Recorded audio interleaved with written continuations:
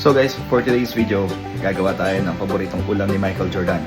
Walang iba kundi ang dinakdakan. Tara, let's go!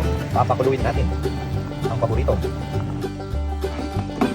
Yes, okay na to. Pwede na to. So, kumain ko lang. 12 seconds later.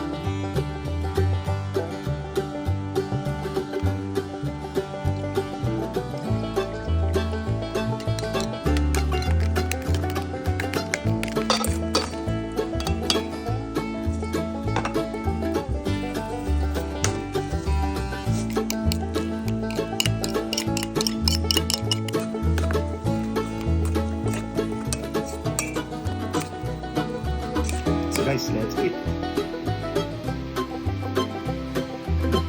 Pwedeng ulam, pwedeng pampulutan.